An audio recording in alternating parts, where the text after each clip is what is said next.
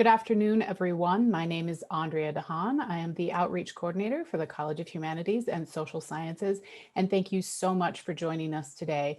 I'm excited for this special presentation for the CHaSS Alumni Lunch Series, which is restarting for spring semester 2021 today. So we're excited to have you joining us, and we're just going to go over a few housekeeping rules before we get started.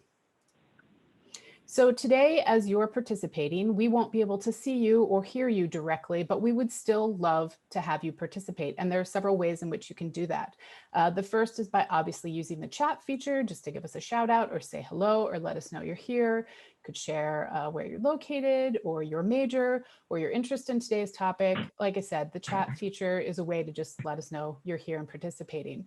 But more directly, there's also the Q&A feature located at the bottom of your screen. And that's where we'd like you to ask questions of our guests. So if you have specific questions that come up as our guest is presenting, we'd love for you to populate that Q&A, and we will save some time at the end of today's presentation to make sure we get to that and have time to hear from you directly. And finally, if you're here today for the first time, or if you're back for spring 2021 and you'd like to know what's coming up this semester, I encourage you after today's presentation to visit our CHaSS Alumni Lunch Series page to see all of the great offerings we have on store for you. And we hope that you will come back and participate in those as well. Well, I'm pleased to introduce our guest today, Jared Stein, who holds a BS in English and a master's in second language teaching from Utah State University. He is our special alum of the hour, and I'm going to tell you a little bit about Jared before turning the time over to him. Jared is currently the Vice President of Higher Education Strategy for Instructure, where he and his team explore new ways to improve teaching and learning through Canvas, the open learning platform, and something I think all of us are very familiar with. In this role, Jared engages with higher ed leaders on strategies to help colleges and universities adapt and thrive in a fast-changing world. Before joining Instructure, Jared worked in higher education as a leader in online and blended education. He helped faculty engage with new ways of teaching in order to help more students gain access and to succeed. Jared advocates for student-centered teaching, real-world learning, open education, ethical use of data, and frictionless user experiences. He is the author of Essentials for Blended Learning, a standards-based guide, now in its second edition.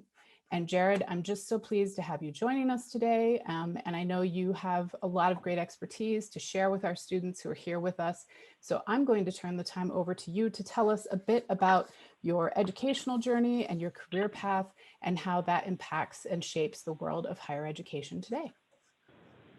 Yeah, fantastic. Thank you. Thank you so much. So I do have some visuals that will help me tell my story.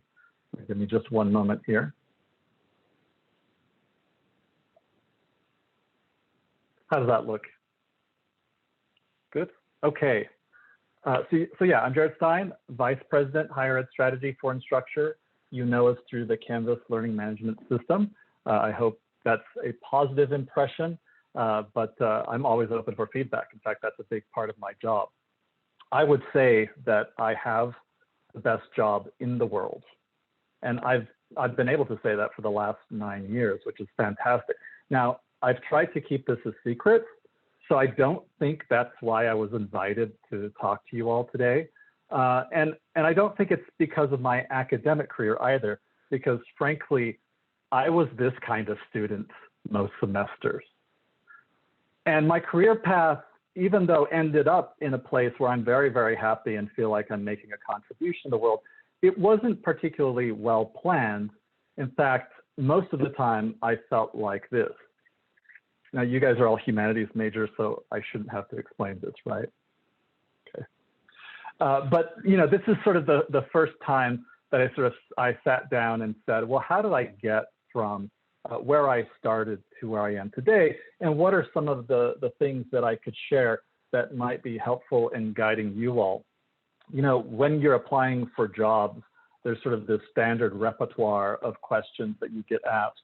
And the scariest question for me was never, what's your greatest weakness? Because I got a whole lot of those. It was, where do you see yourself in 5 years?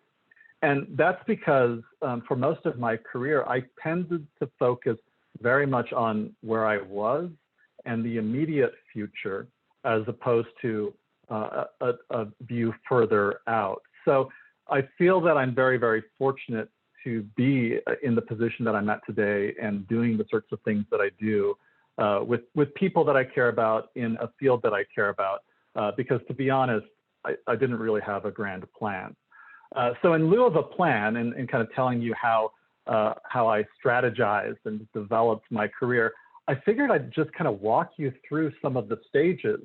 And if you were at all like me, then maybe this will be helpful. Maybe at least it'll give you some confidence that, no matter who you are and what you're doing and struggling with today, you can make a really fine life and great career for yourself. So, of course, I sort of started my career at Utah State in more ways than one. I was an English lit major.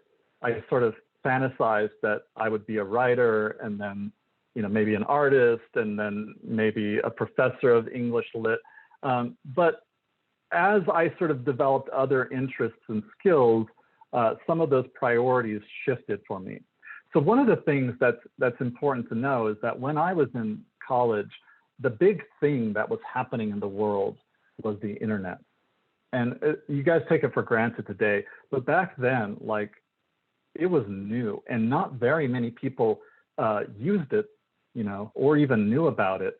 And so one of the things that I found to be very advantageous is while I was a college student and I mostly, worked my way through college. So I was working most of the time when I wasn't studying.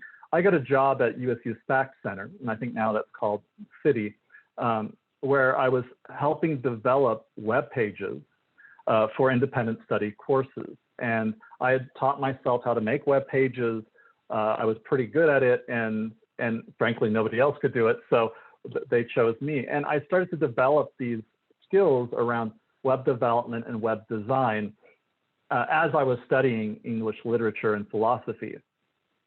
And so when I graduated and was kind of thinking, what's the next step for me, I still was sort of set on this idea that I would be an academic and that I would go on and get a PhD in English lit and someday be a professor. But as I started examining both that path and the job prospects and reflecting on my own skills and proclivities, I did get some really good feedback from some professors who were mentors, who were kind of frank with me and saying, I don't know if you're going to be able to stand that long haul of the PhD route. And as a younger guy, I kind of didn't take that really seriously, but I started looking at my options and just kind of took the next step there, which was to take a full-time job working in the distance ed program there at Utah State. Well, I was kind of figuring out what my next step was. So I say that it was an instructional technology job. We didn't really have that title back then, but I started to shift from just kind of using those technology skills to develop web pages to using those skills to help faculty learn to use this new thing called the internet.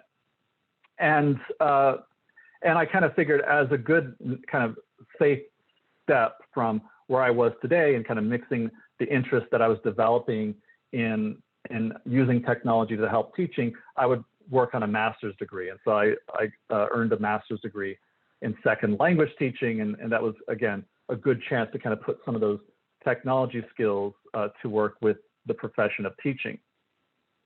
And so from then on out, and I think this is relevant, I began to do web development as a side. And as I look back on my career, I almost always had, what we would call today a side hustle. So I did a lot of web development on the side and continued that for about 10 more years. But after I got my master's degree, my dream was kind of to travel the world and teach and, see different parts of the world. And I ended up at a university in China where I was a lecturer for actually not a very long period of time. A couple of things happened. One, I had some health problems there. And then two, I found out that I didn't actually love full-time teaching. I won't get into that now, but I didn't love doing it full-time. I didn't love spending most of my day in the classroom and the rest of my nights preparing for the next day. I wanted to be building stuff. But I did learn some good lessons there and some, I think, developed some values that stuck with me, like the value of helping individuals and caring for everyone wherever they're at. So when I came back to the US from China, I took a job as an instructional designer at Utah Valley University, which was UVSC at the time. And I didn't actually even expect this to be permanent. I just needed a place to land because I knew I couldn't stay in China for the long haul. So I came back and I just kind of picked up this job because, again, I had these web development skills and this was a burgeoning thing. And UVSC, like Utah State at the time, was very, very interested in distance education, in reaching out to students who couldn't normally come to campus, but still needed and desired the access to higher education and the impact that it would have on them and especially their community. So I became an instructional designer. The role of an instructional designer is to work with faculty or subject matter experts and basically project manage and help them design learning experiences. So we did this for fully online courses, for live broadcast television courses. Those don't really exist anymore. And for live interactive courses, much like the Zoom classes many of you are experiencing today. And it wasn't very long after I took that role that I started to kind of refine the processes and the practices of the instructional design team, kind of setting a standard. And I started teaching as an adjunct to the point that my boss said, hey, I want you to be the manager of this team. I want you to be the director of our instructional design services. And frankly, I thought, no way. Like, one, I don't want to be a manager. Two, there is zero reason why you would pick me to do this. I don't think I'm right. And I told him that. I said, I don't think I'm right for this job. And he said, no, you are right. You just need to learn your way forward. And that phrase kind of stuck in my mind, right? Learn your way forward. So I said yes. And it very much was a learning experience for the next several years. We developed a lot of great things through that instructional design services team. Again, continuing to expand UVU's presence in the distance ed space, building a lot of new courses and new programs from aviation science to emergency services management, which was really, really hot after 9/11, to substance abuse counseling. So we developed these fully online programs, some of them degrees, some of them certificate programs, that I felt were very powerful in helping the community and helping the world gain access to education that they needed. And so eventually at UVU, kind of as I was getting more senior in the org and kind of wondering, what do I do next? I was offered a chance to run what we called our innovation center, our Center for Innovation in Teaching and Technology.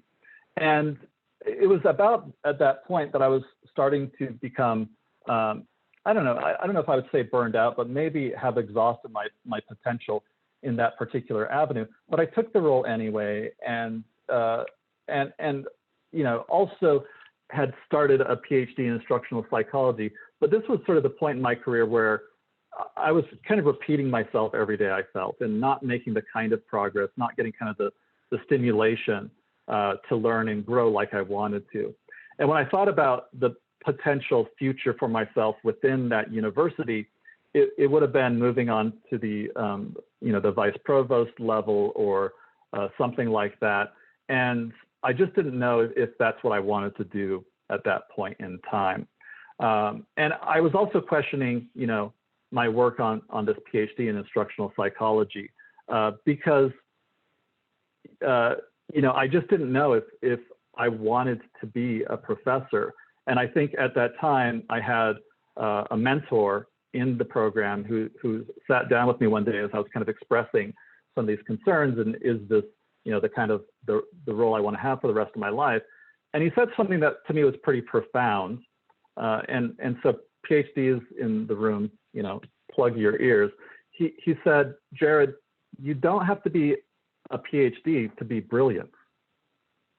And for whatever reason, that really struck me, and it caused me to kind of rethink where I was going with my career and to open up my mind to new opportunities.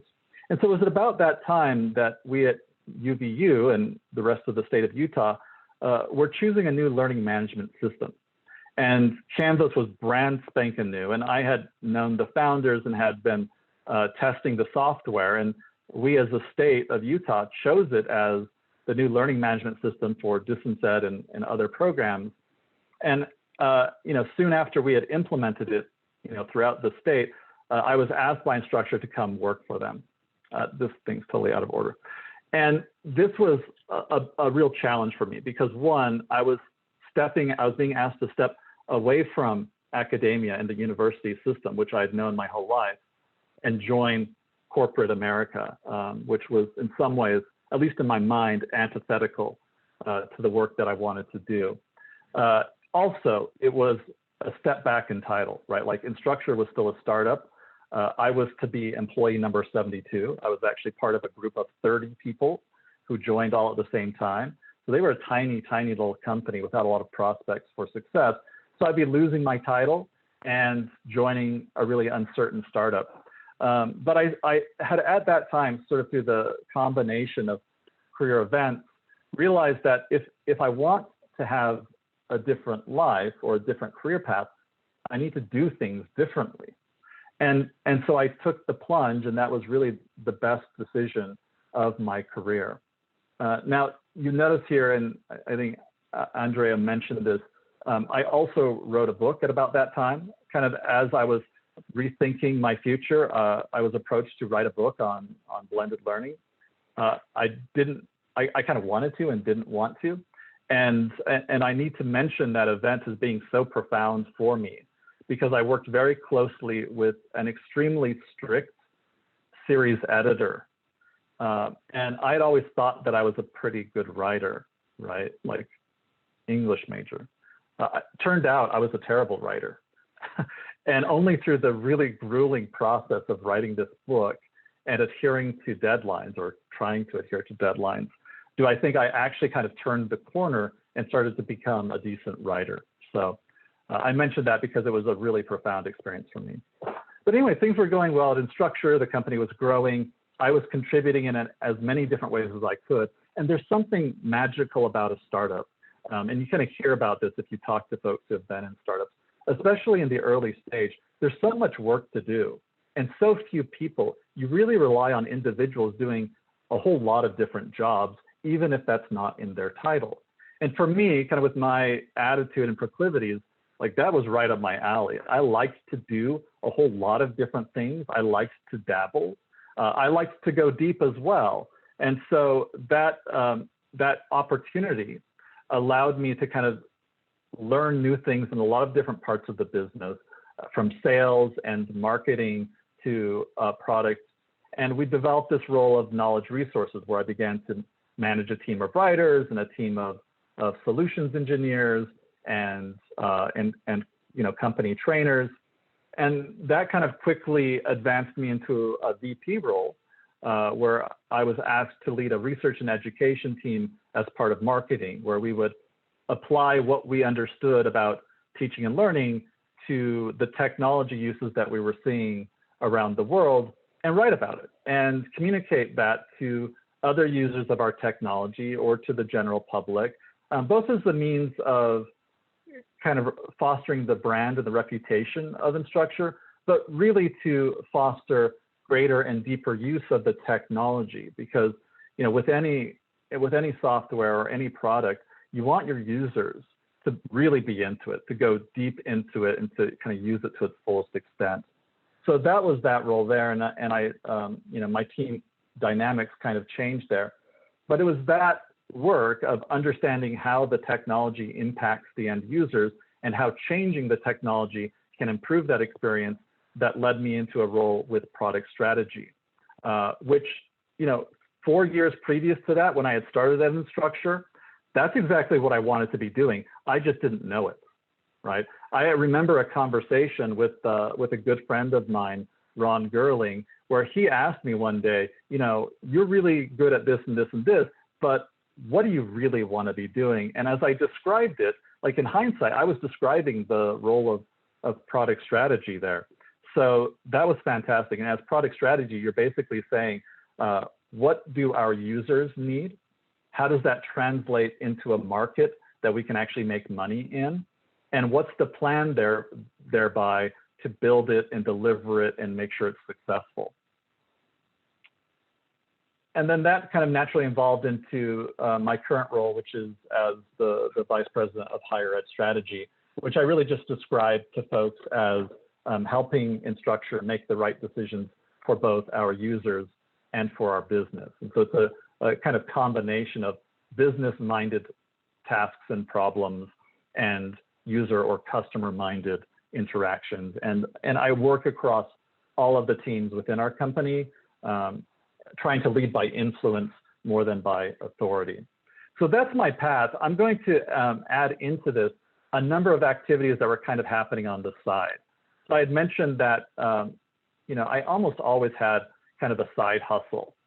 And you can kind of see some of that happening down below. I did a lot of blogging, and then up above, you can kind of see some of the main focuses of the activities that I did in each of these job paths and how they kind of relate to each other. So one of the things you'll see there is I did a lot of conference presentations. I kind of have this love-hate relationship with public speaking. I kind of love the idea of being on stage. I mean, who doesn't want to be on stage in front of an audience? But the prep always kills me, and I always critique my performance. But that's something that I've continued to learn about. And then video production, video storytelling. The video production that I learned as an instructional designer and as leading a team of media producers was very helpful in my role in marketing at Instructure, as video storytelling became a big way, an important way that we communicated the uses and the impact of Canvas. And there's some other things happening here too, but a lot of these things I just kind of learned as I went, and I looked for opportunities to learn. So from here, I do have a few kind of takeaways that I kind of developed over the last 48 hours as I was thinking this through. But before I go to some of those takeaways, or perhaps advice you might call it, let me see if there's any questions on this path that I can answer, or on the decisions that I made along the way. Well, Jared, I see that we have our Q&A is being populated. While I give people a few minutes to type their questions there, could I go back to something you said at the beginning of your presentation? You talked about having to learn how to think long-term, and how, when you were younger and a college student, you were thinking about the immediate future as opposed to the long-term future. And obviously, as someone who works in strategy, you really do have to think both about the immediate future, but very much about the long-term future, and about trends and about things that are unknown. I think a lot of college students suffer from feeling the pressure of, I have to have it figured out when I graduate. I have to have it figured out before I graduate. I can't graduate and not know what I'm going to do. So can you speak a bit more about that transition of thought, and how you learn to sit more comfortably with maybe not knowing what would happen immediately, and how to shape that to your advantage? Yeah, it's interesting because a couple of things pop into my mind as you mentioned that. One is that some of it's just developmental, right? Like, I think even though I'm still not the kind of person that plans 5-10 years out, I've become better at that over time. And certainly, in that first 10 years from being an undergrad to entering into the career world, I got better at that. Now, what's interesting is that, I think this is in some ways a uniquely American problem, because in Europe, for example, students tend to choose their career path much earlier, like in what we would call high school. But I don't think that's necessarily a bad thing. In fact, I think, at least for me, focusing on the here and now actually allowed me to develop some skills and kind of extend my interests. And, like that picture of the pipe suggested, right? I tried to fit into certain things that I thought I should fit into, and it didn't work. And so I tried something else, and I learned at each step of the way. So I think if you're in that position where you're like, well, I don't know what I want to do, that's not a terrible thing. But what you should be doing is focusing on developing the kinds of skills right now that might connect with the world around you, right? And I don't know that I can necessarily comment on what that is, but as I look back, obviously the advent of the internet was the thing, And the skills that I developed happened to coincide with one part of that revolution. Wasn't necessarily planned, although at the time I knew it wasn't a need around me, but that was sort of key for me. Excellent. And that dovetails beautifully into a question from our audience, which is, could you please say more about the benefit of side hustles as a way for students to build skills and gain experiences that can help them to find a career path?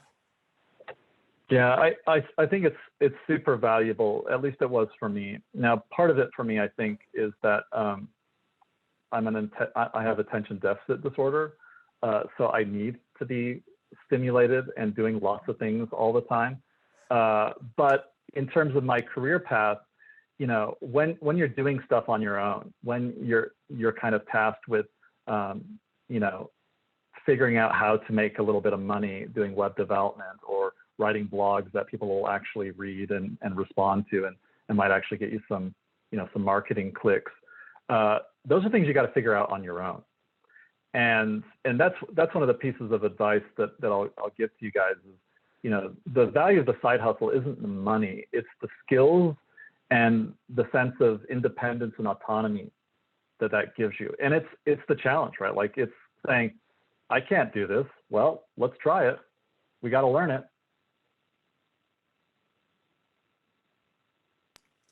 Excellent. I do have additional questions for you, Jared, but I'll save those for a little later and I'll turn the time back over to you. Okay.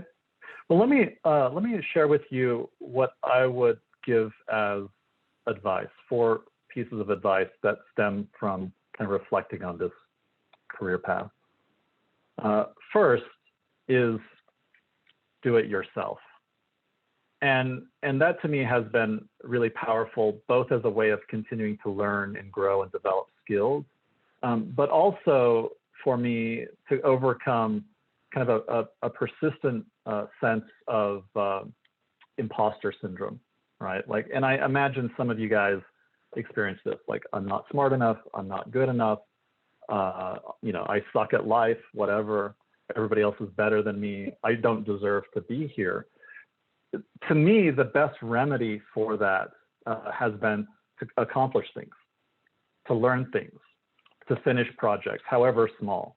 You know, I think the Army talks about the value of making your bed first thing in the morning, because by that little task, you've accomplished something, you've done something good, and then it snowballs from there. So you know, DIY, learn how to do stuff yourself. I think this is beneficial because it helps you save money, right? And I believe in, you know, conserving in many, many different ways. It makes you independent and it gives you that sense of autonomy. So that's my first tip.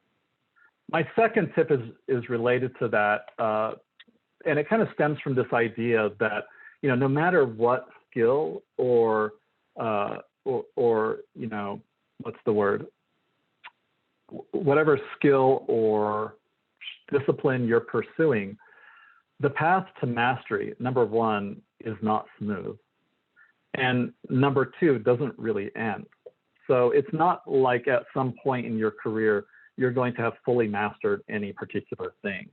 And once you start to learn anything really, what you're going to find is, as George Leonard suggests here, the mastery curve is one that contains a lot of these little boosts where you learn really, really fast and feel really great about that. And then suddenly everything's freaking hard. And no matter how hard you work at it, you feel like you're making 0 progress, that you're not learning anything at all. In fact, sometimes even feel like you're doing worse than you were doing before. Most people give up at that first plateau. And that's why they never master anything. But if you can kind of strive and push through those plateaus, you will find that there is another kind of boost, another acceleration of your learning and your ability before you hit another plateau. So the people who are successful aren't those who just have natural talent and ability and just kill it, like with no effort. They're the ones who stick through it. They're the ones who put in the hours and the time that it takes to kind of push through those plateaus. So my second tip is that as you're thinking about your job and your career, you want to pick a team, not a job. Now, of course, you're going to pick a job, like you're going to pick a career path, But I want you to think about the team that you'll be working with every bit as much as the job that you're going to be doing. Now, by team, I might mean the company that you're joining, right? Like, what's the culture of the company? Do you believe in the leaders because they're the ones who are going to steer the company and the culture or the organization, right? But I also mean the people that you work with. And through much of my career, I've been lucky enough to be able to hire my teams to the point that I feel like I'm pretty good at it. Like, I always love the team that I work with. But, you know, as you're thinking about different roles, once you get into an organization, think about the people that you'd be working with. Look for the people that are smarter than you, that will really stimulate you every single day, and figure out a way to get in with them, because no matter what the job is, you will learn from those people, they will push you, and you will enjoy the activities that you do day to day. The third is to default to yes. So this advice I probably would give for folks earlier in their career rather than necessarily late in their career, for some different reasons. But what I mean here is that there are always going to be opportunities in front of you. People are always going to ask you to do things, sometimes things that are outside of your comfort zone. For whatever reason, my default answer has been yes, right? Like, will you train this group of faculty out in Southern Utah? Yes. I don't know how to do that, but I guess I'll learn how to do that. And I'm really uncomfortable getting in front of a group of people like that, but I'll try it. This is a picture from one of our annual user conferences at Instructure. We call it Instructure Con. Every year for the past 7 years, I've been giving keynote presentations where I get up in front of an audience of thousands of people and talk about our strategy and talk about our product and talk about the success that we're seeing in the space, which sounds really great, but like, it's torture to prepare for that. And inevitably, the marketing team asks me to do something ridiculous. Like, at this particular event, we had, I don't know why, we had a circus theme. And literally an hour before I was to get on stage, the VP of marketing said to me, "So Jared, do you know how to march?" And I said, "What do you mean march?" She said, "Like in a marching band." And I said, no. She's like, "'Cause we want you to enter the tent marching with a band. They'll be playing when the saints come marching in, and you're going to be marching, leading the band." And I said, "That's ridiculous. Like, I don't know how to march. I'm going to look like an idiot." And she's like, no, but the audience is going to love it. They're going to love it. And as much as I wanted to say no, I said yes. And like, don't look for videos of this because I probably look ridiculous, because truly, I do not know how to march. But yeah, I mean, the audience loved it. Like, they thought it was great. And it was a really good way to warm them up for the presentation I was about to give. Okay, and I think that also comes into kind of a sub point here, which is that, you know, no matter what you're doing, no matter what you're producing it for an audience. That audience might be a group of 3,000 or 4,000 people. That audience might be readers of your blog or of your book. That audience might be your boss or your coworkers. But I think it's so important, and we learned this, right, in English, that you've got to know your audience. But what I think you have to do is go a step further and serve your audience. And so one of the most important lessons I learned as an English major was to know and understand your audience, and through literature look at the world from from somebody else's perspective. That's one of those things that, even though I understood it, it took me a long time to apply, but it's so very important. Okay, and so my last tip here is kind of related to that, and that is that you always want to consider what is the right action for you to take with the right person at the right time. Now, some of you have already connected this to the Leo Tolstoy short story, The Three Questions, and that's where this comes from. So I'm not actually going to tell you what the right action or the right person or the right time is. If you know the story, you know the answer. If you don't, you should go read that Tolstoy short story. But as I look back on my career and kind of even think about the virtue and the value of not planning too far ahead, I kind of come back to this idea, and this has served me so very, very well, is to focus on the right action with the right person at the right time. So, you know, that's what I have to share. Are there other questions or comments that I can react to? So Jared, we have several questions from the audience. And one of them, I think, actually will at least connect to the right person aspect of your last slide, which is to ask, how did you develop your personal board of directors?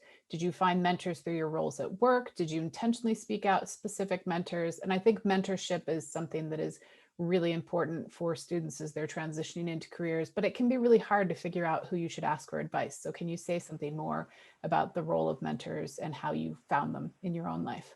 Sure. Yeah, I think what I would have to say, because I think I'm naturally an introvert and frankly would prefer, you know, to be isolated. For me, the answer to that question is more from my experience being asked to mentor, which is to say that people that I've worked with who have approached me and said, hey, you know, I want to learn this, or I want to do this, like that act itself has really inspired me to want to help them. And so I would say that, yes, the importance of mentorship is there, and you should be proactive in reaching out to people who you trust or admire to ask for help or advice. But I don't know if personally I have much else to add other than that. I think it is helpful, though, to look at individuals who you admire or are doing the things that you want to do and figure out, like, unlock the secret of how they got from point A to point B, knowing that it probably was a long path, probably involved a lot of work that you know, you may not want to do, and frankly, probably depended in some part on timing or on, you know, what some folks would call luck. So. Well, thank you. And now if we sort of shift to the idea of the right move, the next question is, and I had sort of thought of this question as well during your presentation, which is, how do you determine the difference between an opportunity and a dangerous career move? You know, you talked about your own experience making that pivot, or I think the word you used was plunge, when you took the risk on Instructure. So can you talk a bit more about how you might, you know, try to at least make those dicey decisions, at least in an environment that feels supported and like you're making a sensible decision?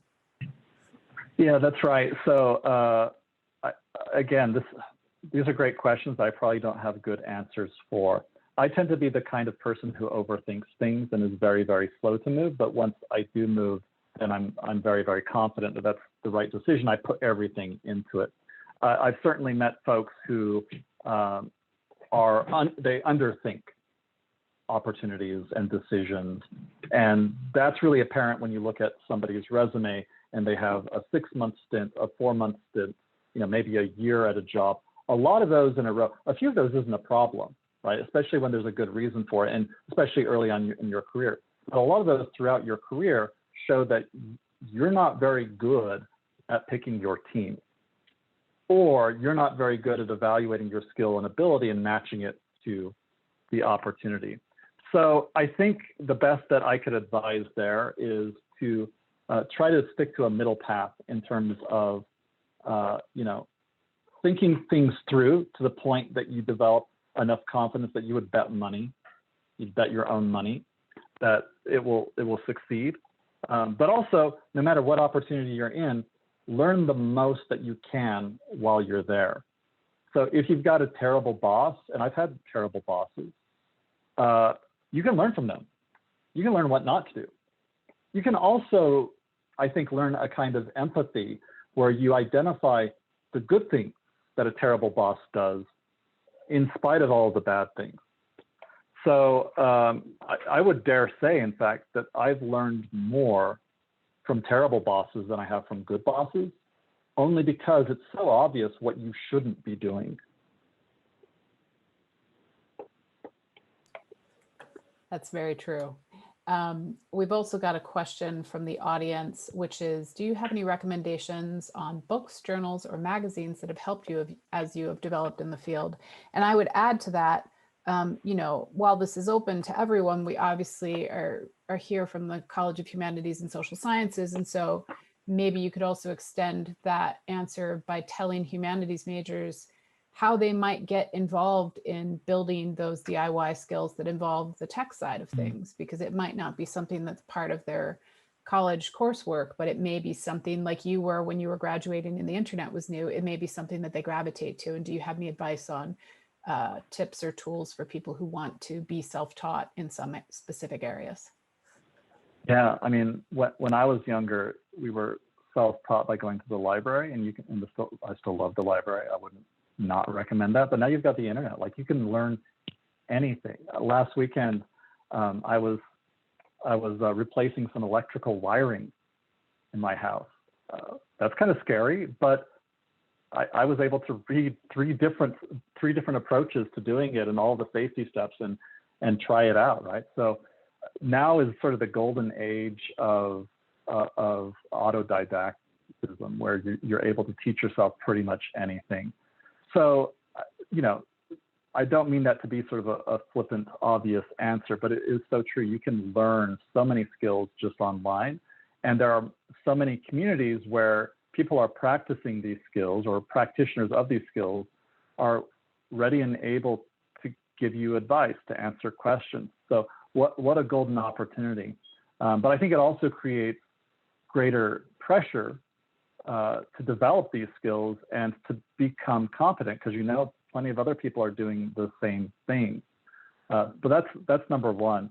And I'll kind of add to that even for me, when you know, I'm tasked with learning or doing something new. So you know, one of the things that's relatively new for me is figuring out how to plan for profit and loss within a business.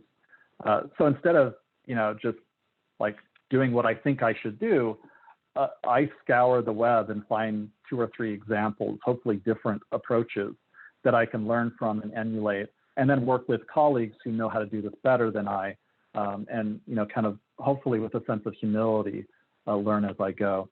But in terms of, you know, in terms of books, so many, and so many bad ones too that I've read. So many good ones and so many bad ones. Actually, here's one right here that I think I can pretty firmly recommend, because it's such a simple concept, really beat in that book. It's called The One Thing. Oops, there you go, The One Thing. Okay. And TLDR, what is the one thing that you can do today to make this a part of your life better or easier? What is the one thing that you can do today to make your career better, your personal life better, you know, your physical life better? What's the one thing that you can do each and every day to move yourself forward? I love that focus and the simplicity, because once you identify, well, this is the one thing that will actually move the needle today, everything else, as urgent and even as important as it might be, becomes inferior to that one thing every day. Now, this isn't something that I've been able to practice every day, but it certainly inspires me to kind of continually come back and step away from all of the noise and all of the chaos and say, okay, so if I can only do one thing today, what would feel good? What would be an accomplishment? That's great advice, and thank you for those recommendations. You talked about building your own team.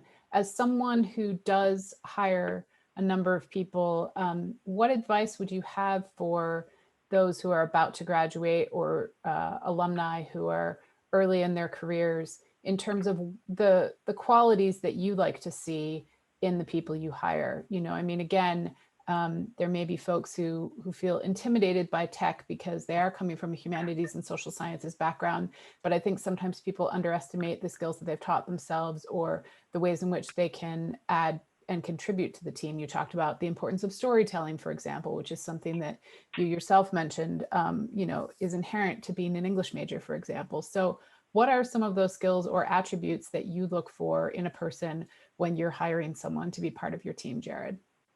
Sure. Yeah. So here's a few things. And to be honest, even though I know that I look for these things, I don't know that I've ever sort of written it down, but here are a few things. Number one is integrity and honesty. And that comes through in so many different ways, right? Like if somebody's overselling their experience to me, that's dishonest. I might be unique in that. Some people like people to really promote themselves. I like to hear the truth. Number two is teachability. That is a sense of curiosity, a sense of humility, but also kind of that super engaged drive to learn more and to learn every day. And so I'll often ask job candidates, give me an example of where you had to teach yourself something, or give me an example of how you learned something new this year. And if I phrase it like that, they might come up with one thing, but if they're like, oh, here's 5 things that I learned this month, fantastic. Because as much as I admire confidence, I admire more the willingness to understand what you don't know and to try to change that. So that's number 2. Number 3 is an emphasis on understanding the problem before trying to come up with a solution. And I think, Einstein said if you gave him an hour to solve a problem, he would spend 45 minutes on the problem itself, understanding it deeply, and 15 minutes on the solution. I think that's so important. And really that's key to what you might call strategy. Like so much of strategy is sort of brushed off as it's our plan, it's our goal. Well, actually, strategy is your unique approach to a problem that you understand very, very deeply. And it's that understanding of the problem that takes the most work.